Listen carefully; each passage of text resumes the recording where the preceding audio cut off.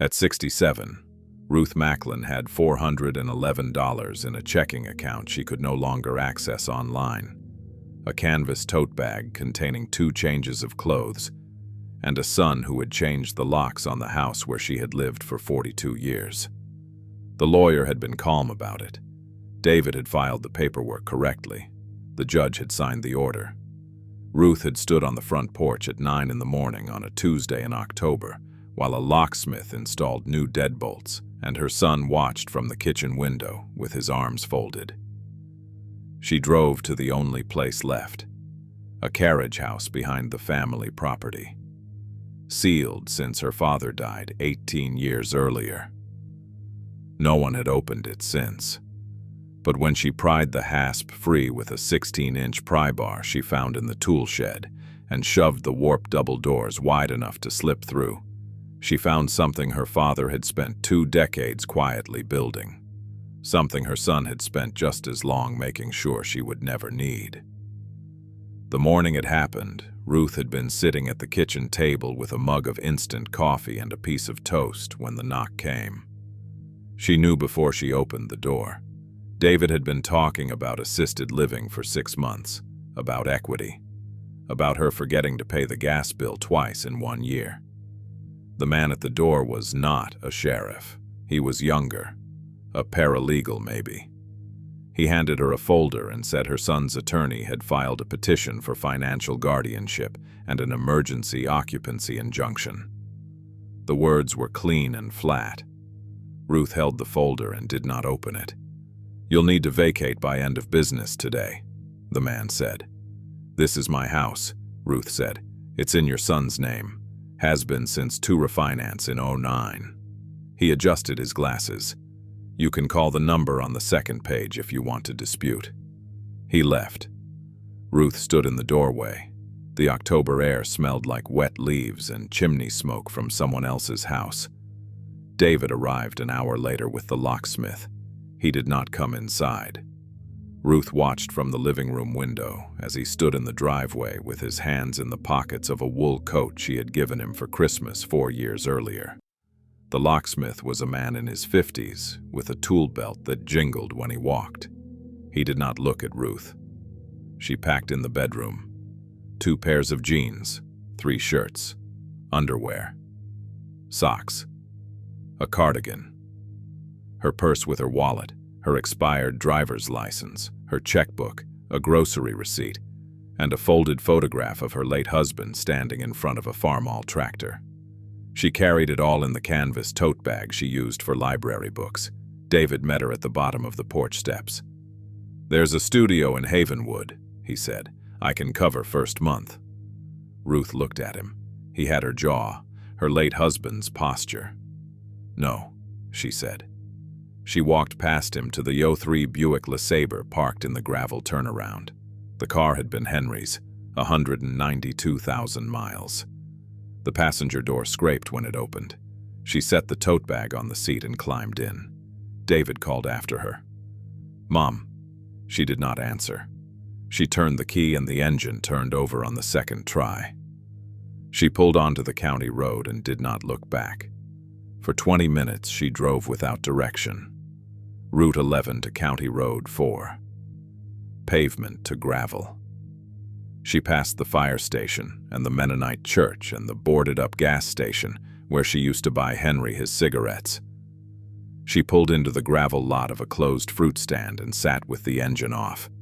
She had $411, a car that burned oil, no phone. Then she remembered the carriage house. It sat at the back of the family property, past the main house and the tool shed, beyond the garden plot her father had tilled every spring until the stroke. The carriage house was older than the main house, fieldstone foundation, clapboard siding painted barn red sometime in the 1980s. Her father had used it as a workshop.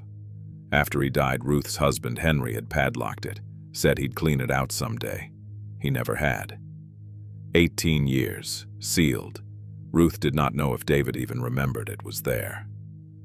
She turned the car around. She came back to the property from the east, down the old access lane that ran behind the tree line. It was overgrown. Saplings scraped the sides of the Buick. She parked in the clearing where her father used to stack cordwood and stepped out into the cool shade. The carriage house stood 50 feet away, windows dark, hasp rusted shut. Ruth opened the Buick's trunk and found the 16-inch pry bar Henry had kept beside the spare tire. The rubber grip was cracked. She walked to the double doors and fit the flat edge of the bar under the hasp. The screws were old slotted lag screws sunk into oak. She leaned her weight into it. The hasp bent. One screw pulled free, then the other. The hasp clattered onto the stone threshold. She pulled the right side door. It did not move, painted shut. She worked the pry bar into the seam and leaned back. The paint cracked. The door groaned and opened 8 inches. Enough. Ruth turned sideways and slipped through. Inside, the air was cool and still. It smelled like motor oil and old wood and the faint, acrid trace of mice. Light came through the gap in the door and through the 2 small windows on the south wall. Dust hung in the angled shafts. The space was larger than she remembered, 30 feet deep, 20 wide.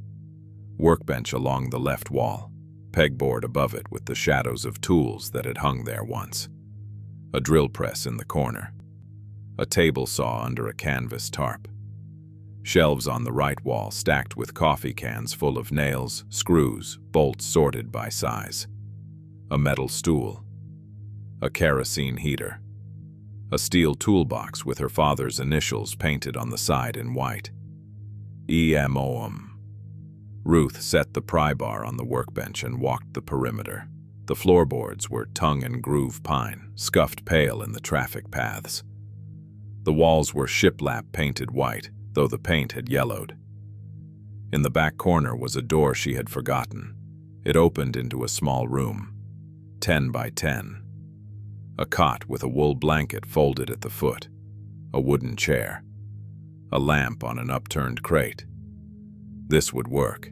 She went back to the car and brought in the tote bag. She set it on the cot. She returned to the main room and stood looking at the workbench. Everything was still, the way her father had left it. She opened the steel toolbox. Inside, a claw hammer, 2 screwdrivers, a combination square, a retractable tape measure, a pencil worn down to 3 inches. Beneath the tray, in the lower compartment, a coil of lamp cord and a utility knife with a wooden handle. Ruth took the hammer and used the claw to pry the lid off a paint can sitting on the shelf above the bench. The paint inside had solidified into a rubber disc. She set it aside. The next can held bolts. The third held segments of sandpaper folded into squares. She was hungry. She had not eaten since the toast. In the tote bag, she found a sleeve of saltines she had taken from the kitchen cupboard. She ate 4, standing at the workbench, and chased them with water from a plastic bottle she refilled at the outdoor spigot by the tool shed. The sun was lower now. The light through the windows had turned golden. Ruth walked the room again, slower this time. That was when she noticed the baseboard. It ran along the north wall, behind the table saw. White pine, 4 inches tall, nailed flush to the shiplap. Except for one section, a 2-foot span where the baseboard sat a 1/4 inch proud of the wall. Ruth knelt. She ran her finger along the seam. The nails were there, but they were finish nails, small heads countersunk. She pressed the board. It gave slightly. She went back to the toolbox and took the utility knife. She extended the blade and worked it into the seam at the left edge of the board. The paint seal cracked. She worked the blade down the length of the seam, then switched to the pry bar. She fit the flat edge behind the board and pulled gently. The board popped free. It was not nailed. The finish nails were glued into old holes. Behind the baseboard was a cavity, framed by 2 studs, about 14 inches wide and 4 inches deep. Inside the cavity were 3 things: a cigar box, a bundle of envelopes tied with kitchen string, a brass key on a loop of wire. Ruth sat back on her heels. Her heart was loud in her ears. She reached in and lifted out the cigar box. It was a Macanudo box, cedar, with a faded label. Light. She set it on the floor and opened it. Inside, in clear plastic sleeves, were birth certificates. Hers, her younger brother's, her mother's death certificate, her father's will, signed and notarized, a warranty deed for the property, dated 1981, with her father's name on it. And beneath that, another deed, dated 2009, with her name on it. Ruth lifted the second deed. Her hands were shaking. The property had been transferred to her, outright, signed by her father's estate attorney, witnessed, recorded with the county clerk on April 14, 2009. 3 months after Henry had told her the house was in David's name, she set the deed down. She picked up the bundle of envelopes. There were 8 of them, all addressed to her in her father's handwriting. No postage, never mailed. She untied the string and opened the top envelope. The letter inside was written on unlined paper in blue ballpoint pen, her father's slanted script. She unfolded it. The date at the top read, October 3, 2006. Ruth, if you're reading this, it means I'm gone and you found your way here. I'm glad.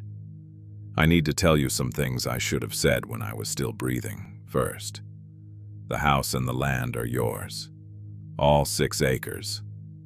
I signed the deed over in April. Your mother wanted it that way, and so do I. Henry knows. I told him when we had the papers drawn up. He said he'd make sure you understood when the time came. Maybe he did. Maybe he didn't. Men forget things, or they think they'll have more time. Second, I know Henry wasn't easy. I know he had his moods. I know you stayed because you thought that's what you were supposed to do. Your mother stayed with me for 43 years, and I gave her plenty of reasons not to. You're like her. Steady. You think love is something you endure. It isn't. I loved your mother every single day, but I didn't always show it. I'm sorry for that. I see you doing the same thing, putting your head down, keeping quiet. I want you to know you don't owe anyone that. Third, David, I love that boy, but he has his father's pride. He thinks the world owes him something. You've given him everything you had, and he'll take more if you let him. Don't. This place is yours. The carriage house, the tools, the land. I kept them for you. There's more here than you think. You'll find it when you need it. You're stronger than you know, Ruth. I loved you every single day. Dad. Ruth sat on the floor with the letter in her lap. The light through the windows had faded to pale gray. She read it again. Then a third time. She folded it carefully and put it back in the envelope. She sat there as the room darkened. She did not cry. She pressed the envelope against her chest and closed her eyes and breathed in the smell of sawdust and oil and the memory of her father's voice. Outside, a crow called. The wind moved through the trees. Ruth opened her eyes. She picked up the brass key and turned it over in her palm. It was small. Trunk key, maybe, or padlock. She set it aside and reached for the next envelope, but the light was gone. She would need the lamp. She stood and walked into the back room. She found the lamp on the crate and turned the switch. Nothing. No bulb. She went back to the toolbox and dug through the lower compartment. At the bottom, wrapped in newspaper, were 2 60-watt incandescent bulbs. She screwed one into the lamp and flicked the switch. Warm yellow light filled the small room. Ruth sat on the cot with the bundle of letters and the brass key. She opened the second envelope. It was dated 6 months later, March 1st, 2007. Ruth, I've been thinking about what to leave you. Not things. You don't need things. But I want you to have something that matters. I built most of what's in this carriage house with my own hands. The workbench, the shelves, the cot you're probably sitting on if you've made it this far. Your mother used to say I spent too much time out here. She was right. but it was the only place I knew how to think. I'm leaving you this space. Not just the building. The quiet. The way it feels to make something that didn't exist before. To fix something that's broken. You'll need that. I don't know what'll happen after I'm gone, but I know you. You'll try to hold everything together. You'll try to keep everyone happy. You'll forget to take care of yourself. Don't. This is yours. Come here when you need to. Lock the door. Sit. Build something, even if it's just a day where no one asks you for anything. I'm proud of you. Dad Ruth set the letter on the cot beside the first. Her throat was tight. She opened the third envelope, then the fourth. Each one was dated months apart, each one short. Her father's voice, plain and steady, telling her things he had never said aloud, that he was sorry for the times he'd been hard on her, that he saw how much she gave and how little she asked for, that he wished he'd taught her to use the tools, to change her own oil, to know what she was worth, that he had set money aside. Not much, but enough. The seventh letter was dated November 12, 2008. 2 months before he died. Ruth. This is the last one I'll write. I'm too tired now to do much more than sleep. Everything you need is here.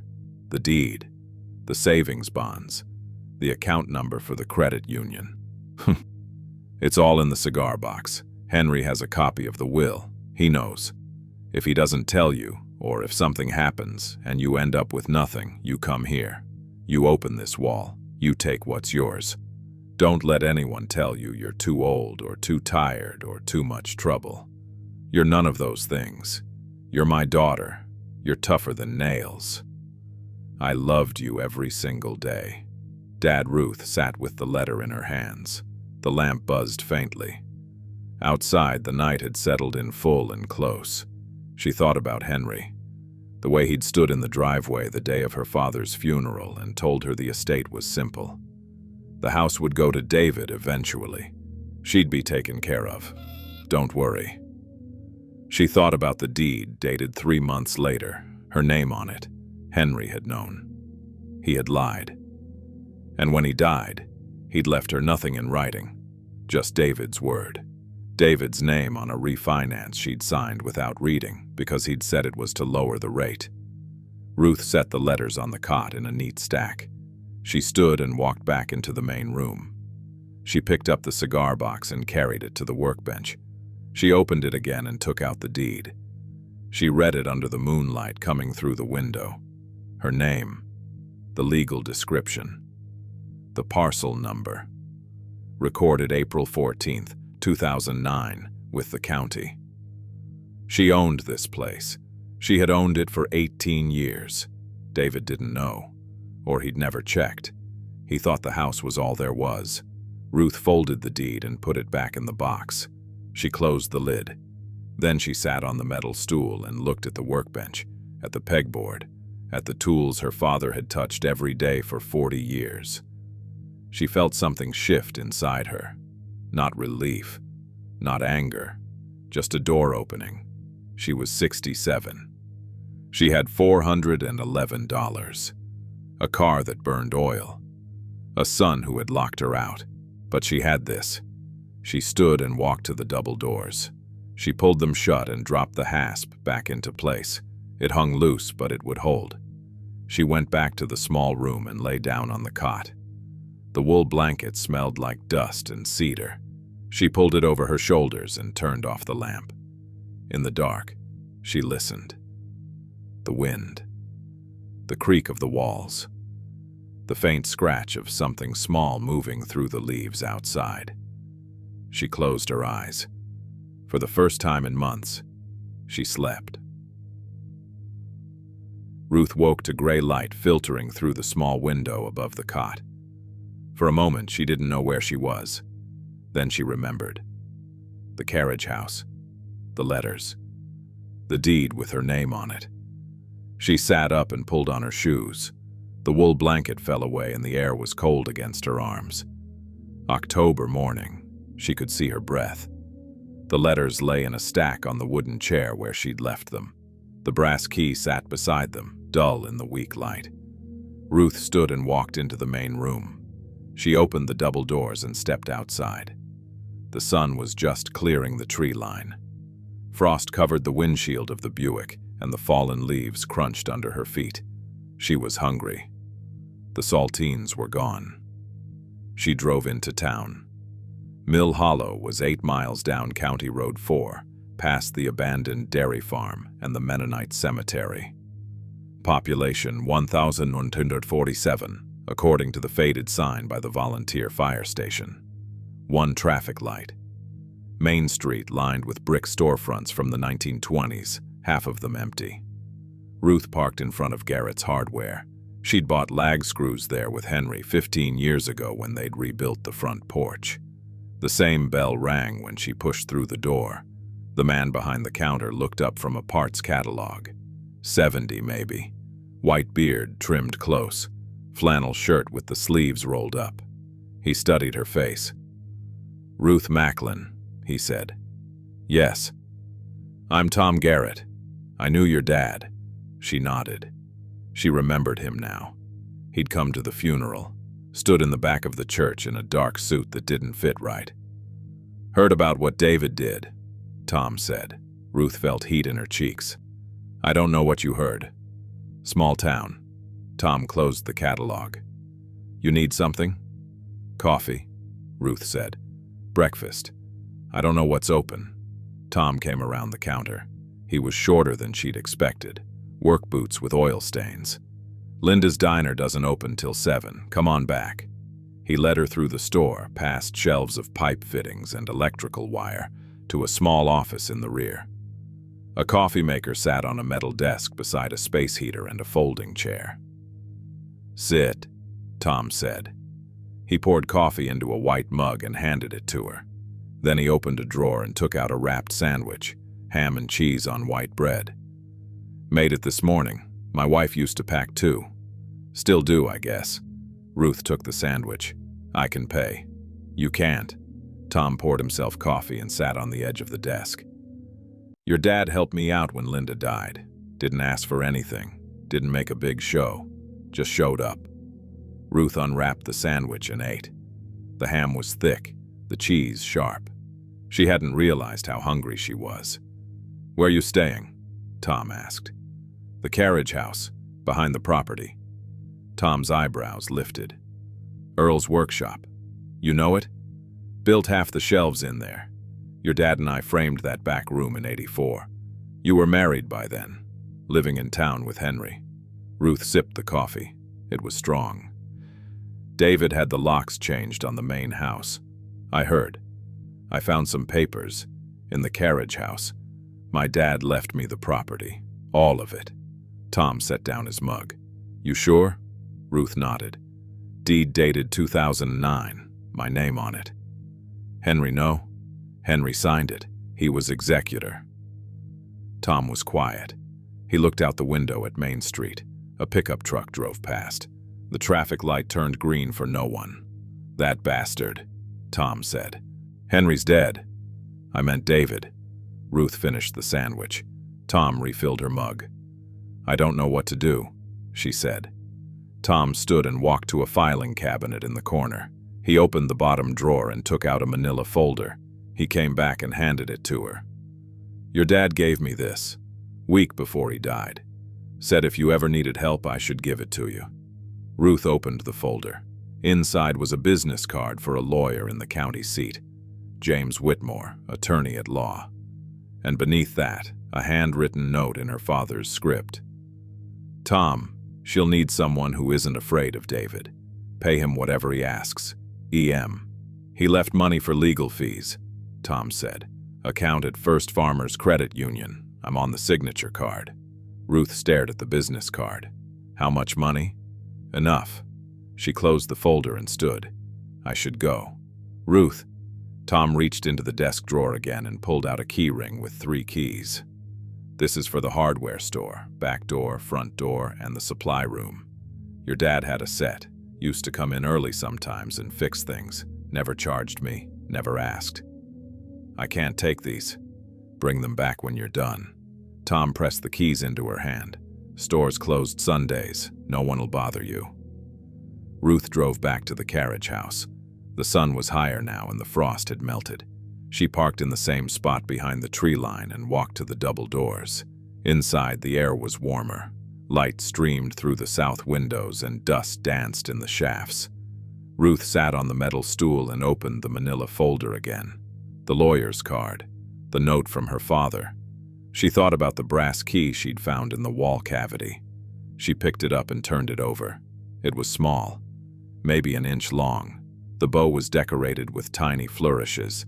She'd seen it before. Ruth stood and walked the perimeter of the Carriage house. She looked at the drill press, the table saw, the pegboard. She opened every drawer in the workbench. Nothing. Then she looked up. Above the workbench, mounted on the wall, was a small wooden cabinet, painted white like the walls. 2 doors with brass hinges. She'd noticed it the day before but hadn't paid attention. The doors were latched with a tiny brass lock. Ruth held up the key. It fit. The lock turned with a soft click. Ruth opened the cabinet doors. Inside were shelves, 5 of them, and on each shelf, arranged with careful precision, were things her father had saved. The top shelf held envelopes, dozens of them, addressed to her in her father's handwriting, some thick, some thin, all unopened, all dated.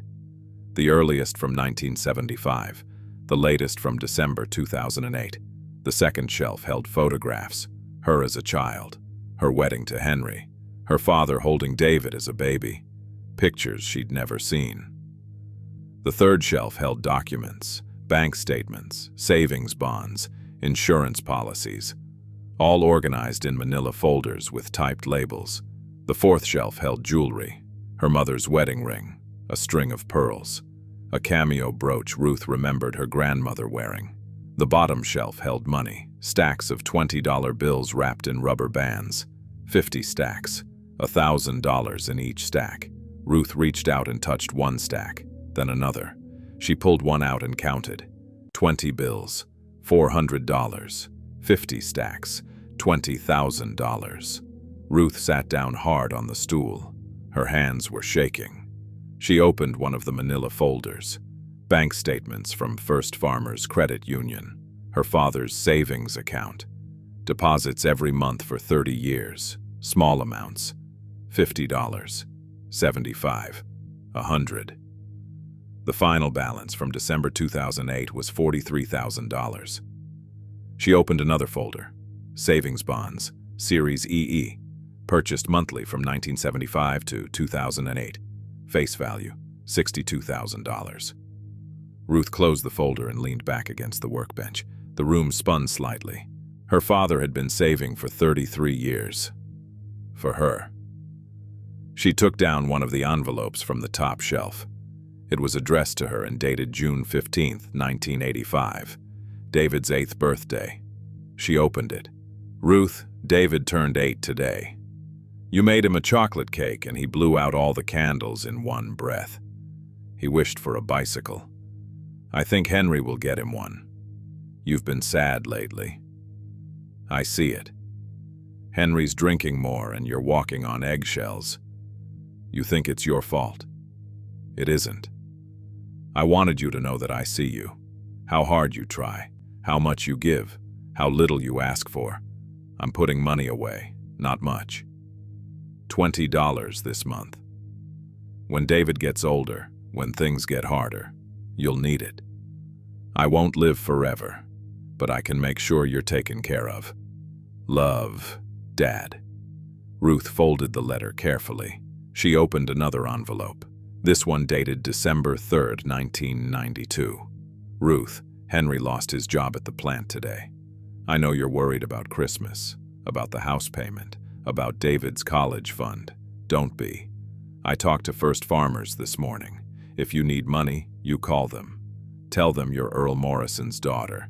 They'll take care of you. I've been saving for 17 years now, $75 a month. Sometimes more when the carpentry work is good. It adds up. This isn't charity.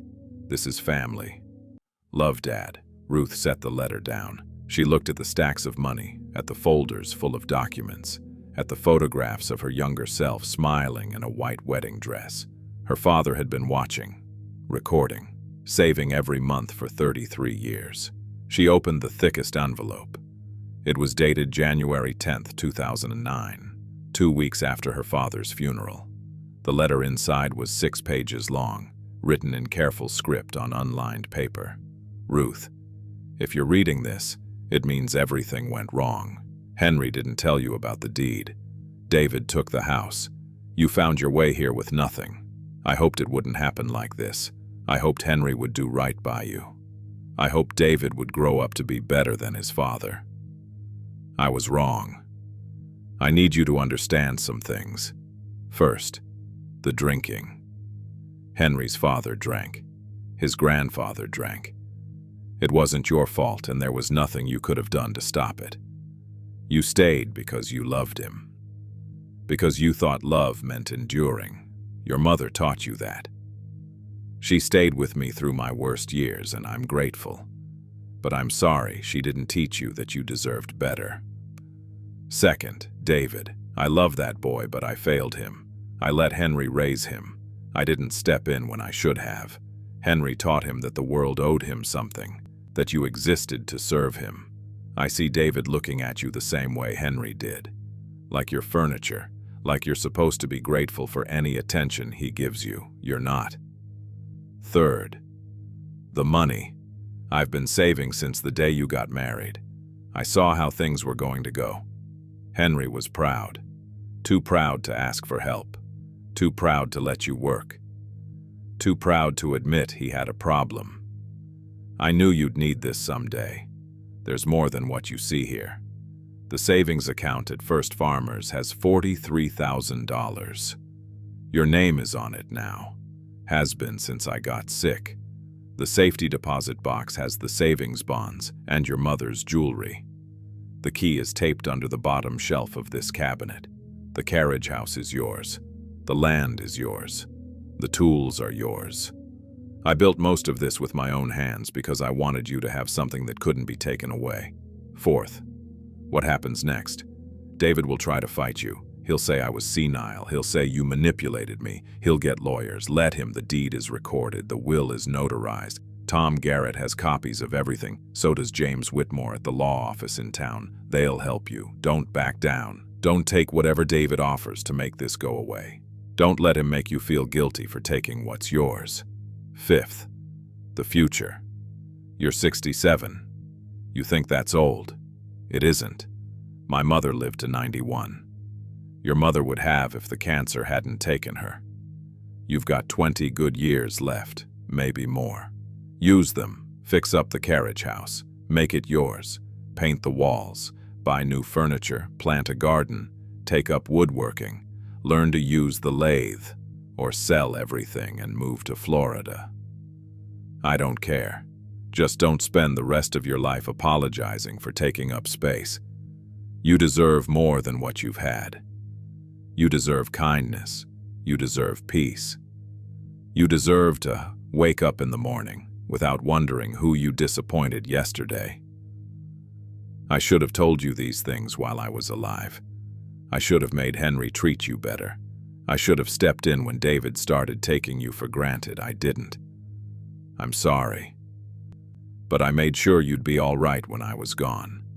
The money, the property, the tools, they're all yours.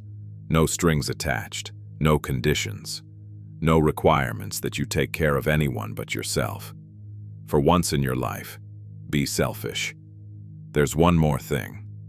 In the bottom drawer of the workbench, wrapped in an old towel, is a rocking chair I made for you in 1982. I was going to give it to you for Christmas that year, but Henry said there wasn't room in the house. There's room now. I loved you every single day. I was proud of you every single day. I'm proud of the woman you became, despite everything you went through. Don't let anyone tell you different. Love, Dad. Ruth set the letter down on the workbench. Her hands were shaking. The carriage house was quiet except for the ticking of dust motes settling and the distant sound of a car passing on County Road 4. She walked to the workbench and opened the bottom drawer. Inside, wrapped in a faded beach towel, were the pieces of a rocking chair. Seat, back, arms, rockers, all hand-carved from cherry wood, unassembled but finished with clear lacquer that had darkened with age. She lifted out the seat. It was smooth under her fingers, no machine marks. Her father had shaped it with hand planes and sandpaper. Ruth sat on the floor and unwrapped each piece. The back was carved with a simple pattern of leaves and vines. The rockers were gracefully curved. The arms had been turned on a lathe and fitted with mortise and tenon joints. She had never seen work this fine come out of her father's shop. He had made this for her, 31 years ago. Ruth stood and walked back to the small room. She lay down on the cot with the long letter pressed against her chest. The wool blanket smelled like cedar and the faint trace of her father's pipe tobacco. She closed her eyes. When she woke, the light outside had changed. Late afternoon, golden and slanted. Ruth sat up and looked at her watch. 4:30. She walked back to the main room and stood looking at the cabinet, at the money, the documents, the photographs, at the life her father had documented in careful detail for 33 years. She took the manila folder with the lawyer's information and walked outside to the Buick. She drove back into town. Main Street was quiet. Most of the storefronts were dark. Ruth parked in front of the post office and walked to the payphone outside the grocery store. She dialed the number on the business card. "Whitmore Law," a woman's voice said. "I need to speak to Mr. Whitmore," Ruth said, "about Earl Morrison's estate." "May I ask who's calling?" "Ruth Macklin, his daughter." There was a pause. "Hold on." A moment later, a man's voice came on the line. "Mrs. Macklin, I've been expecting your call." "You have?" "Your father retained me in 2008, left very specific instructions. Can you come in tomorrow morning?" "Yes." 9 o'clock. "Do you have transportation?" "Yes." "Good. Bring the deed, and any other documents you found." Ruth hung up the phone. She drove back to the Carriage house as the sun touched the horizon. If you've made it this far into Ruth's story, hit subscribe. Because what happens next is the part I've been waiting to tell you. She was sitting at the workbench with the rocking chair pieces spread out in front of her when she heard the car. Gravel crunching under tires, engine shutting off. Ruth stood and walked to the doors. She peered through the gap. A silver Lexus sat in the clearing where she'd parked the Buick that morning. Clean. Expensive. The driver's door opened and David stepped out. He was wearing a dark suit and polished shoes that had no business on a dirt road. He looked around the clearing, at the Carriage house, at the Buick parked under the trees. Ruth stepped back from the door. David walked across the clearing. His shoes crunched on the gravel. "Mom," he called. "I know you're in there." Ruth didn't answer. "We need to talk." She heard his footsteps on the stone threshold. The double doors rattled as he tried them. "Mom." Ruth walked to the doors and pulled them open. David stood 6 feet away with his hands in his pockets. He looked older than she remembered, gray at the temples, lines around his eyes. "You can't stay here," he said. "It's my property." David's mouth tightened. "Dad said the land would come to me." "Dad lied." "You're confused. The stress of losing the house. I understand." Ruth stepped outside. The air was cold and the sky had turned purple above the trees. "I have the deed," she said.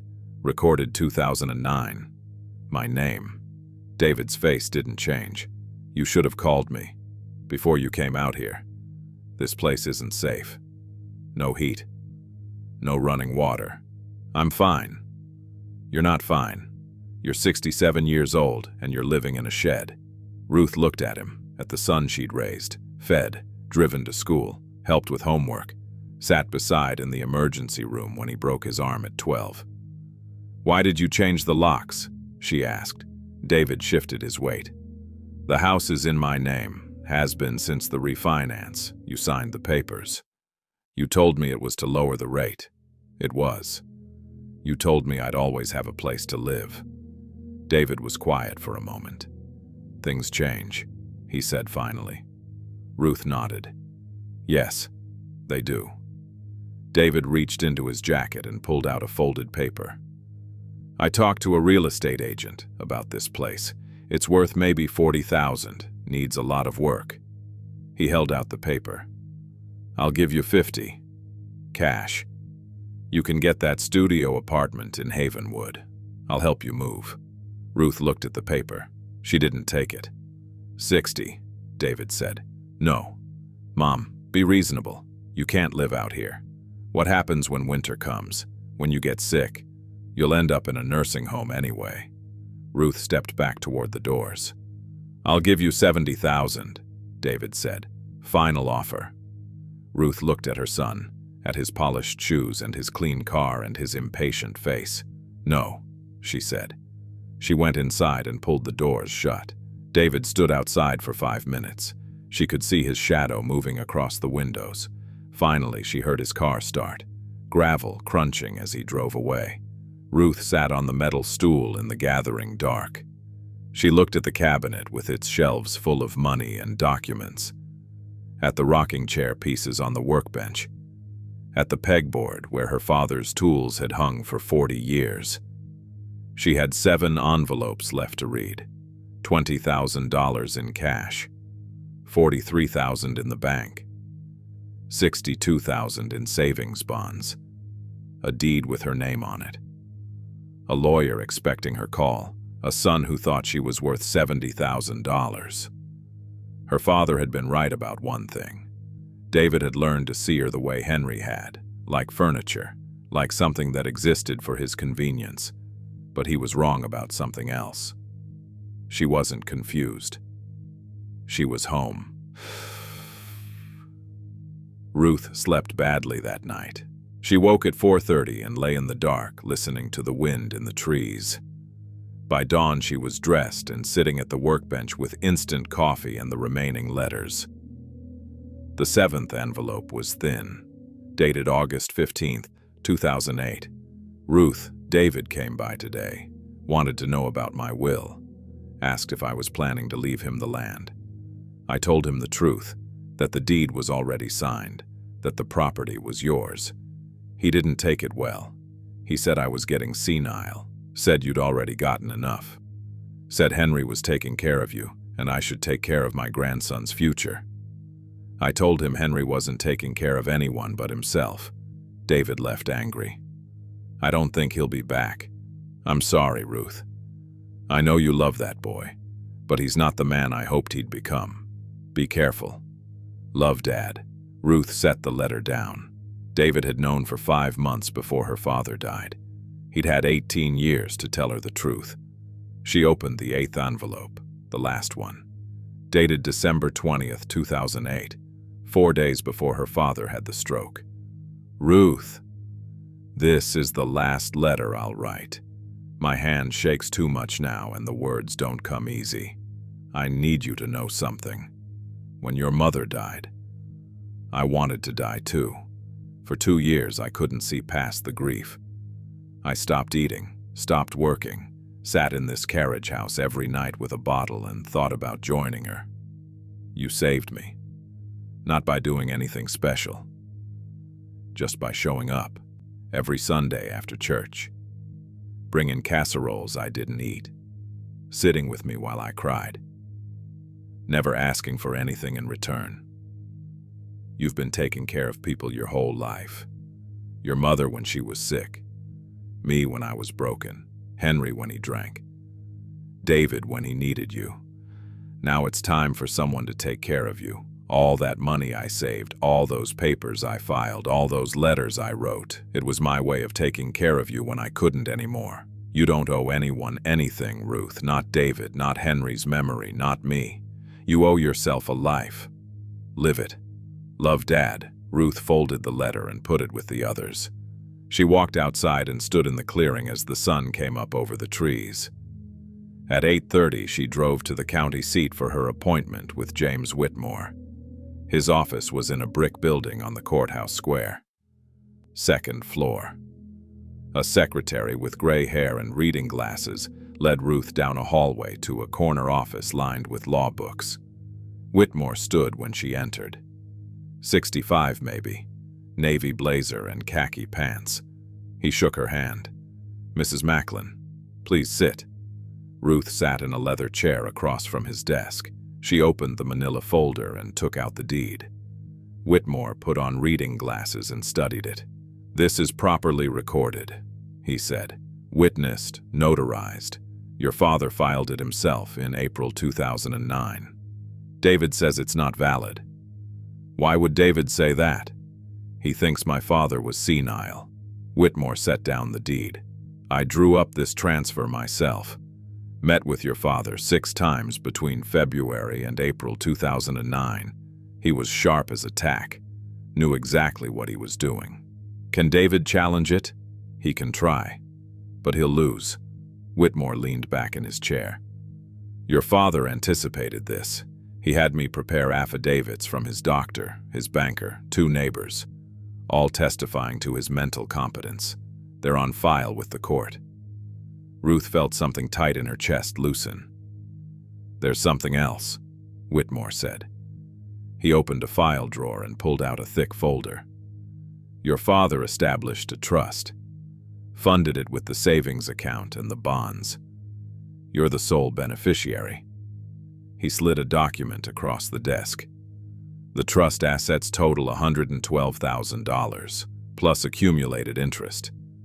Ruth stared at the number. "I don't understand. Your father was very thorough.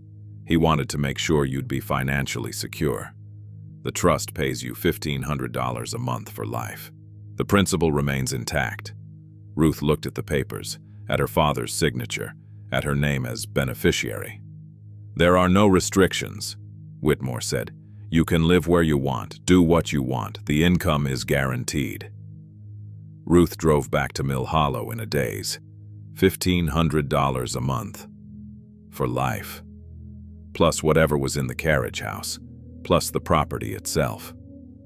She parked outside Garrett's Hardware and sat in the car trying to process what she'd learned. Tom Garrett came out and tapped on her window. "How'd it go?" he asked when she rolled it down.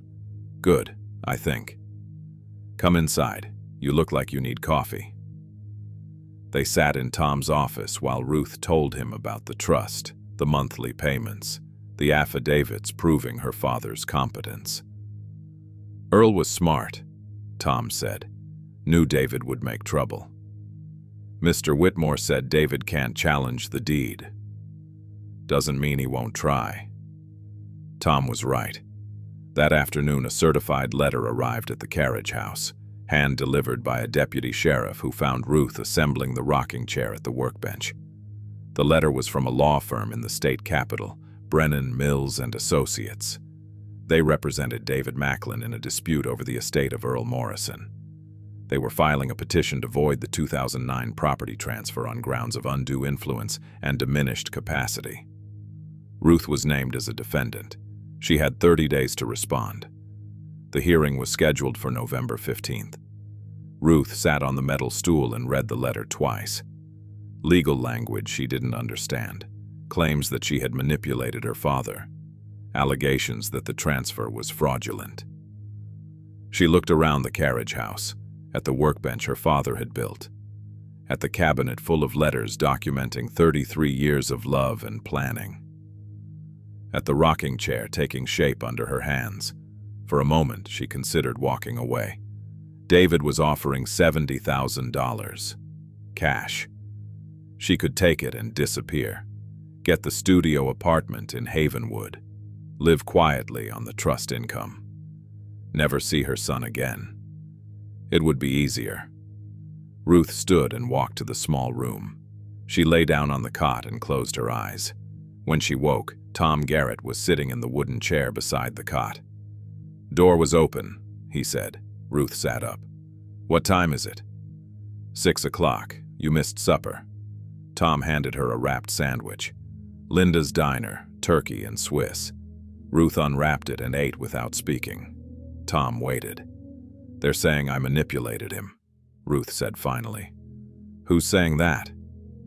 David's lawyers. Tom was quiet for a moment.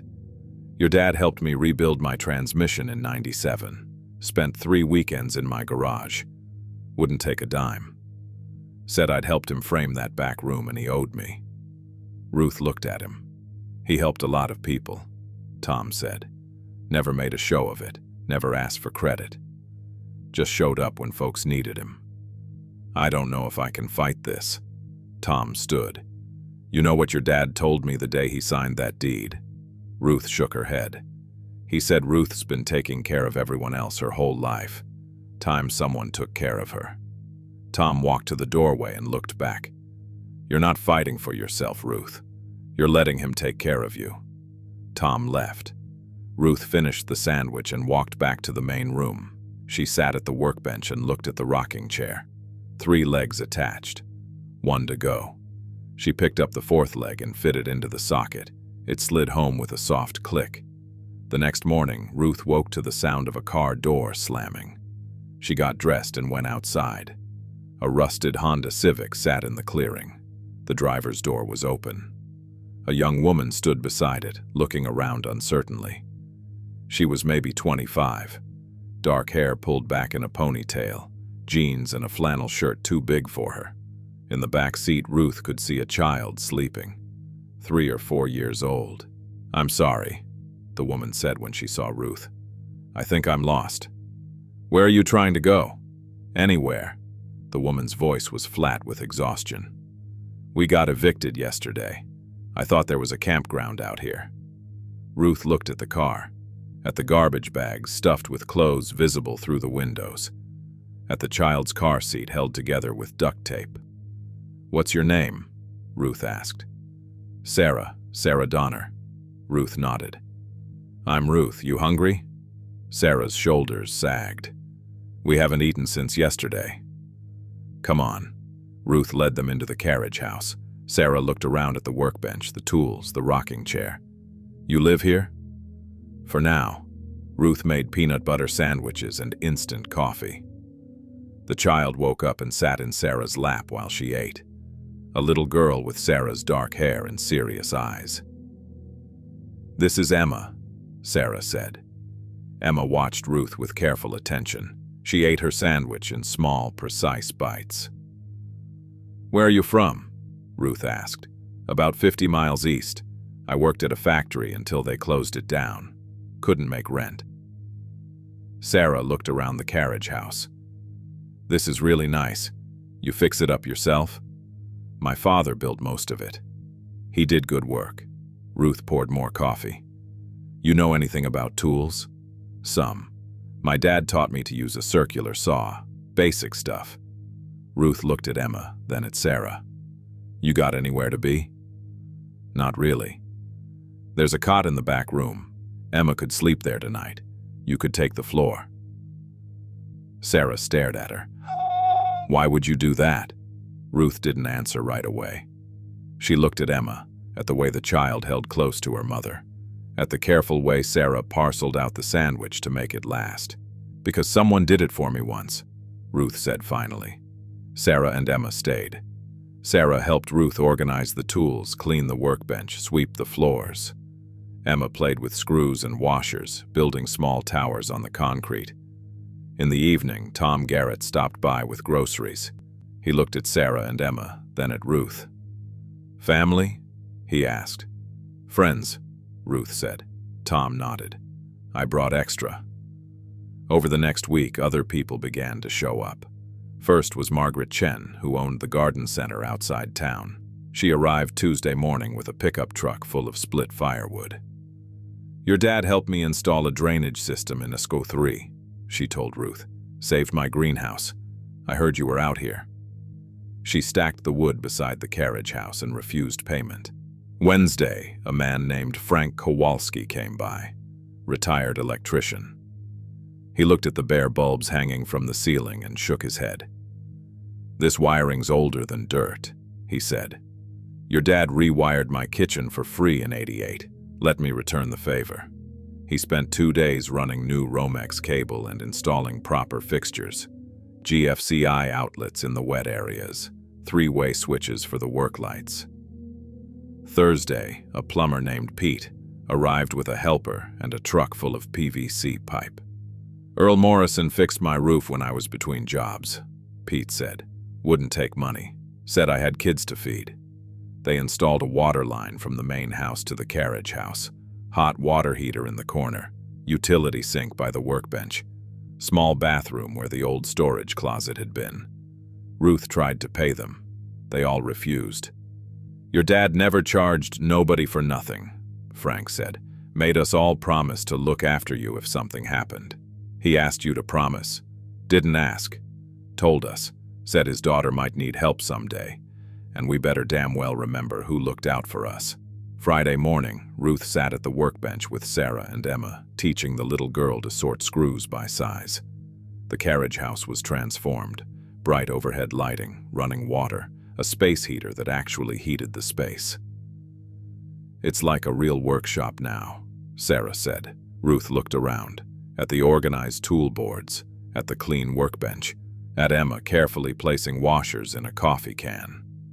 "My father would have liked this," she said. "He sounds like a good man." He was. That afternoon, James Whitmore called from a payphone in town. Ruth drove to meet him at Linda's diner. "David's lawyers filed an injunction," Whitmore said over coffee, "trying to prevent you from making any improvements to the property pending the hearing. Can they do that? They can try. But the improvements aren't really yours. They're being donated by third parties. Hard to stop that." Whitmore stirred his coffee. "There's something else. They're claiming you've been soliciting donations under false pretenses, saying you don't have clear title to the property." Ruth felt heat in her face. "What does that mean?" "It means they're getting desperate, but it also means they might try to make trouble for the people helping you." Ruth drove back to the Carriage house. Tom Garrett's truck was parked outside. She found him inside with Sarah and Emma, showing Emma how to use a hand drill. "Tom," Ruth said, "we need to talk." She told him about the injunction, the accusations. Tom listened without comment. "They're saying I'm taking donations under false pretenses," Ruth said. "Are you?" "No, I never asked anyone for anything." "Then don't worry about it." Tom handed Emma a wooden block with holes drilled in it. "Your dad helped half this county. Free labor, free material sometimes. Never put his name on nothing. Never took credit." Tom stood and brushed sawdust off his pants. "Time folks knew the truth about what Earl Morrison did for this community." That Sunday, the Mill Hollow Community Church was fuller than it had been in months. Ruth sat in the third pew with Sarah and Emma. She recognized faces from the past week. Margaret Chen, Frank Kowalski, Pete the plumber. Pastor Williams was in his 70s. White hair, gentle voice. He'd given the eulogy at her father's funeral 18 years earlier. "I want to talk today about a man who passed away in our community," Pastor Williams said.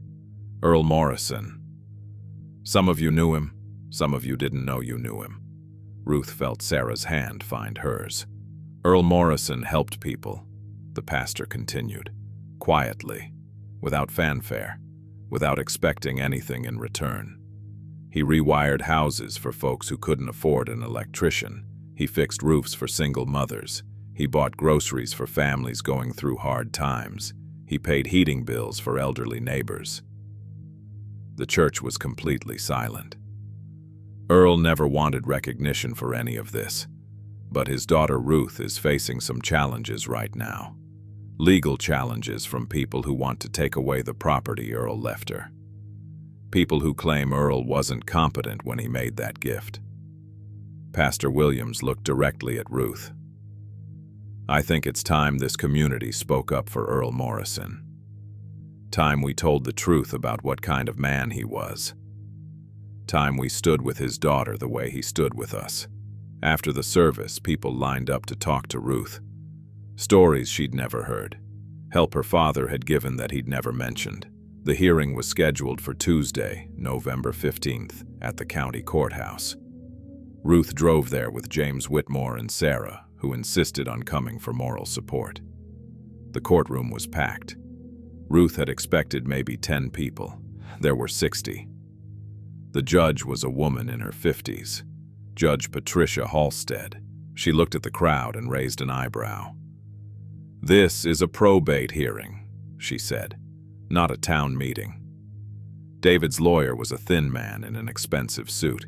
He stood and argued that Earl Morrison had been suffering from dementia when he signed the deed, that Ruth had manipulated a vulnerable elderly man, that the property transfer should be voided. James Whitmore responded with medical records, bank statements showing Earl's careful financial planning, the affidavits from neighbors testifying to Earl's mental acuity. Then Tom Garrett stood up. "Your Honor," Tom said, "I'd like to speak about Earl Morrison." Judge Halstead looked at him. "Are you a witness?" "I'm his friend, and I represent about 50 other people in this room who Earl helped over the years." "This is highly irregular." "Yes, ma'am, but so was what Earl did for this community." The judge was quiet for a moment. "Proceed." Tom walked to the front of the courtroom. "Earl Morrison helped me rebuild my transmission in 1997. Spent 3 weekends in my garage. Wouldn't take payment. Said neighbors help neighbors." He turned to face the room. "Margaret Chen, stand up." Margaret stood. "Earl installed drainage in my greenhouse, saved my business." "Frank Kowalski." Frank stood. "Earl rewired my house when I was laid off. Fed my family for a month, never asked for nothing." One by one, Tom called names. One by one, people stood and spoke. 15 people, 20, 30. Stories of help given quietly. Bills paid anonymously. Labor donated without condition. The courtroom was dead silent when Tom finished. Judge Halstead looked at David's lawyer. "Do you have any response to this testimony?" The lawyer shuffled his papers. "Your Honor, this is irrelevant to the legal question of competency." "Actually," Judge Halstead said, "it's very relevant. These witnesses are testifying to Mr. Morrison's character, his decision-making ability, and his pattern of careful, deliberate generosity over a period of decades." She looked at the medical records, the affidavits, the deed itself. "The evidence is clear," she said finally. "Earl Morrison was mentally competent when he executed this property transfer. The deed is valid. The petition is denied." The gavel came down. Ruth sat in the front row and closed her eyes. David stood and left the courtroom without speaking to her. The crowd gathered outside the courthouse. Tom Garrett walked over to Ruth. "Your dad would have been proud," he said. Ruth nodded. She couldn't speak. 3 weeks later, Ruth stood in the Carriage house surrounded by people. Margaret Chen had brought folding chairs. Frank had installed track lighting. Pete had connected a small kitchen area with a 2-burner stove and a compact refrigerator. Sarah had painted a sign for the front door. Morrison Workshop, community space. The workshop was open 2 evenings a week. People came to fix things they couldn't afford to have repaired professionally, to learn to use tools, to work on projects together. Ruth taught basic carpentry. Sarah, who turned out to have a gift for electrical work, taught wiring and circuit repair. Frank came once a week to supervise more complicated projects. Emma had her own workbench, child-sized, with a set of plastic tools and a coffee can full of large bolts she could practice threading nuts onto.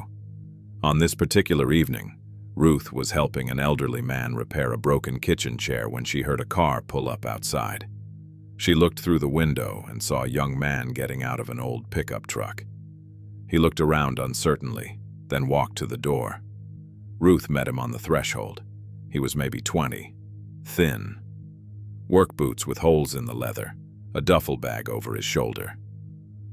"I heard there was a place here," he said, "where people help each other fix things." Ruth looked at him, at the careful way he held himself, at the bag that contained everything he owned. "You hungry?" she asked. His shoulders dropped slightly. "Yes, ma'am." "Come on in. Sarah's making soup." The young man followed her inside. Ruth showed him the workbench, the tools, the project area where 3 people were rebuilding a lawnmower engine. "I'm good with my hands," he said. "Used to help my grandfather before he passed." "What's your name?" "Marcus. Marcus Cole." Ruth nodded. "I'm Ruth. That's Sarah over there. The little girl is Emma." She gestured toward the kitchen area where Sarah was stirring a pot of vegetable soup. "Sarah's got a cot in the back room," Ruth said. "Emma sleeps there too. There's floor space if you need a place to stay tonight." Marcus looked around the workshop, at the people working quietly together, at Emma carefully sorting washers by size, at Sarah, who waved from the stove. "Why would you help me?" he asked. Ruth thought about her father, about the letters he'd written, about the 33 years he'd spent quietly taking care of people. "Because that's what we do here," she said. That night, after everyone had gone home and Marcus was settled on the floor of the back room with Emma's extra blanket, Ruth sat in the rocking chair her father had made for her 31 years earlier. The chair fit perfectly by the south window. She could see the lights of Mill Hollow in the distance, Main Street, the church steeple, the water tower with its faded paint. On the windowsill beside her was a photograph of her father standing in front of the carriage house, hammer in his hand, slight smile. The picture had been taken in 1985, the year he'd started saving money for her future. Next to the photograph was the brass key she'd found in the wall. She'd had it made into a pendant and wore it on a thin chain around her neck. The workshop was quiet now, just the tick of the electric heater and the soft sound of wind in the trees outside. Ruth looked around at the space her father had built, at the workbench where people came to fix things, at the tool board where hammers and wrenches hung in neat rows, at the small kitchen where Sarah made soup for whoever needed feeding. This was what her father had imagined, not just a place to live, but a place to help. A place where broken things got fixed and broken people got fed, and no one had to prove they deserved kindness. Ruth rocked slowly in the chair her father had made. The runners moved smooth and silent on the pine floor. Outside, a porch light came on at the main house where David lived. He hadn't spoken to her since the hearing. Maybe he never would. That was his choice. Ruth had made her choice too. Home isn't where you end up. It's where you stop running and decide to fix what's broken. The workshop settled around her, tools hanging quiet on their pegs, the coffee can full of Emma's washers catching the moonlight. Someone in the back room turning a page in a book. Ruth closed her eyes and rocked and listened to the sound of people sleeping, safe under a roof her father had built with his own hands. 6 months later, on a warm April morning, Ruth stood in the doorway of the Morrison workshop and watched Marcus teach a group of teenagers how to use a miter saw. Sarah was at the electrical station, helping an elderly woman rewire a lamp. Emma, now 5, had her own small projects going. A birdhouse made from scrap wood, painted bright yellow. The workshop had become what her father had always envisioned. People came not just to fix broken things, but to learn, to connect, to find purpose. The waiting list for woodworking classes stretched 3 weeks. The soup kitchen Sarah had started fed 20 people every Tuesday night. Ruth walked to the workbench where a framed copy of her father's last letter hung beside his photograph. She touched the brass key at her throat and smiled. David had driven by twice in recent months. Never stopped. Never spoke. But Ruth had seen him slow down, watching through his windshield as people carried repaired furniture to their cars, as children learned to sand wood smooth, as neighbors became friends over shared projects. Yesterday, Tom Garrett had brought news.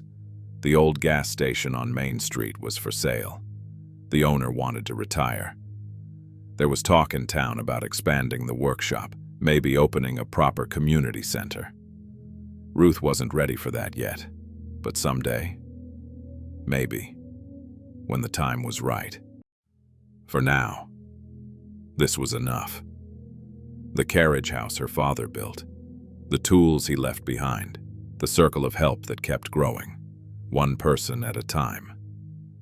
At 67, Ruth Macklin had found her way home.